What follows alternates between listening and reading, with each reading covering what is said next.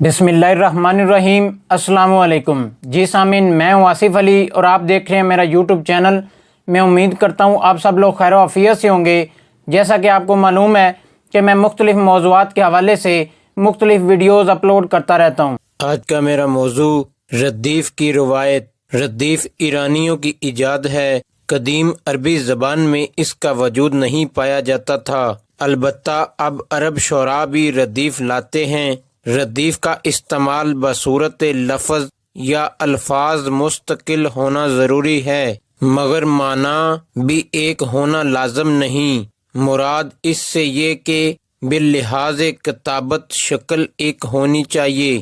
ردیف کا تقابل فصاح کے نزدیک عیب ہے، یعنی جو کلمہ ردیف ہو وہ پورا کلمہ سوائے مطلع کے پہلے مصرعے میں نہیں آنا چاہیے، لیکن ردیف کا کوئی جز پہلے مصرعے کے آخر میں آ جائے تو وہ معیوب نہیں سمجھا جاتا۔ ردیف کم از کم ایک مستقل کلمے پر مشتمل ہوتی ہے جو پہلے دو مصروں میں ہے۔ اگر ردیف قافیے سے پہلے آئے یا دو قافیوں کے درمیان واقع ہو تو ایسی ردیف کو حاجب کہتے ہیں۔ ردیف کے لیے ضروری نہیں کہ ہر جگہ اس کی تکرار ایک معنی میں ہو۔ شاعر اگر چاہے تو ردیف کو ایک شعر یا مصرعے میں ایک معنوں میں اور دوسرے شعر یا مصرعے میں دوسرے معنوں میں بھی استعمال کر سکتا ہے۔ یاد رہے کہ ردیف کسی بھی صنف شعر کے لیے ضروری نہیں۔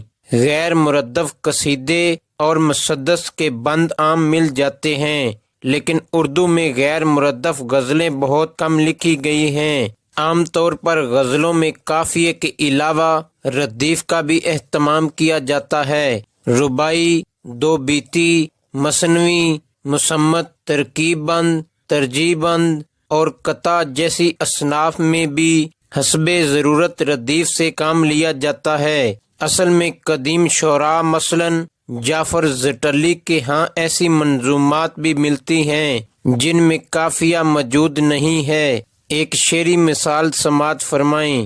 ساقیہ عید ہے لا بادے سے مینا بھر کے، کہ میں آشام پیاسے ہیں مہینے بھر کے۔ اس شعر میں ردیف سے کام چلایا گیا ہے۔ قافیے کی طرح ردیف بھی شاعر کی آزادی کو محدود کرتی ہے۔ قطع غزل اور قصیدے میں بالخصوص ردیف آزادی اظہار میں خلل انداز ہوتی ہے۔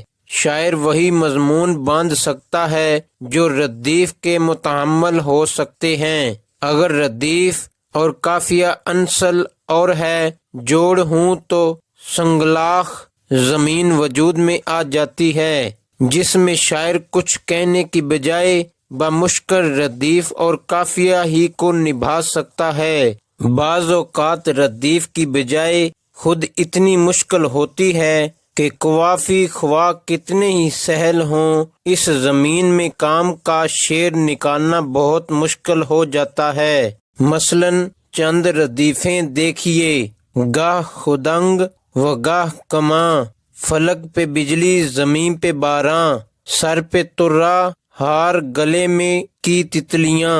ان ردیفوں میں کسی نوائے سینہ تاب کی کوئی گنجائش نہیں۔ ایسی ردیفیں معنوی ربط و تسلسل کے لیے موت کا حکم رکھتی ہیں۔ ایسی ردیفوں میں شعر نہیں کہا جا سکتا، البتہ بازیگری کے کرتب دکھائے جا سکتے ہیں۔ ردیف کے حق میں لگ بھگ وہی باتیں کہی جاتی ہیں جو قافیے کی حمایت میں کہی جاتی ہیں، البتہ ردیف کے بعض اور فوائد بھی ہیں۔ ردیف ترنم میں قافیے سے زیادہ مفید ثابت ہوتی ہے۔ اگر ردیف مناسب ہو تو وہ قافیے کے ساتھ مل کر بہت سے مضامین سمجھ سکتی ہے۔ مشکل ردیفیں اسالیب فکر و اظہار پر عبور حاصل کرنے میں مشقی اسباب کا درجہ رکھتی ہیں۔ شیرازہ بند ردیفیں ایک ایسی ذہنی کیفیت تیار کر دیتی ہیں جو غزل کے تمام اشعار میں سرائیت کر جاتی ہیں، یعنی ردیف کا رشتہ تمام اشعار میں معنوی رشتہ بن جاتا ہے۔ عام غزل گو شعراء کی طرح غزل گو اقبال کو بھی شروع میں ردیف سے بہت دلچسپی تھی، چنانچہ بانگ درا کی ہر غزل میں ردیف کا اہتمام کیا گیا ہے، لیکن رفتہ رفتہ ردیف سے علامہ اقبال کی دلچسپی کم ہوتی چلی گئی، چنانچہ بال جبریل کی غزلوں میں سے 50 غزلیں بے ردیف ہیں۔ ردیف الفاظ استعمال کے حوالے سے پورا حساب یہ ہے، ایسی غزلوں کی تعداد جن میں ردیف سے کام نہیں لیا گیا، ایسی غزلوں کی تعداد جن میں ایک لفظی ردیف سے کام لیا گیا ہے، ایسی غزلوں کی تعداد جن میں 2 لفظی ردیف سے کام لیا گیا ہے، ایسی غزلوں کی تعداد جن میں سے لفظی ردیف سے کام لیا گیا ہے، ایسی غزلوں کی تعداد جن میں 4 لفظی ردیف سے کام لیا گیا ہے، ایسی غزلوں کی تعداد جن میں 5 لفظی ردیف سے کام لیا گیا ہے۔ چند شعری مثالیں سماعت فرمائیں۔ گل کو ہوتا صبا قرار اے کاش، رہتی ایک آدھا دن بہار اے کاش۔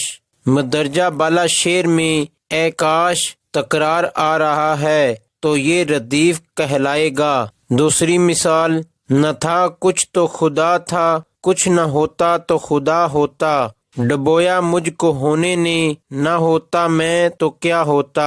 اس شعر میں ہوتا ردیف ہے۔ ایک اور مثال سماعت فرمائیں۔ اور بھی دکھ ہیں زمانے میں محبت کے سوا، راحتیں اور بھی ہیں وصل کی راحت کے سوا۔ اس شعر میں محبت، راحت، قافیہ اور کے سوا لفظ ردیف استعمال ہوا ہے۔ آخری مثال سماعت فرمائیں۔ اب تو گھبرا کے یہ کہتے ہیں کہ مر جائیں گے، مر کے بھی چین نہ پایا تو کدھر جائیں گے۔ اس شعر میں جائیں گے ردیف استعمال ہوا ہے۔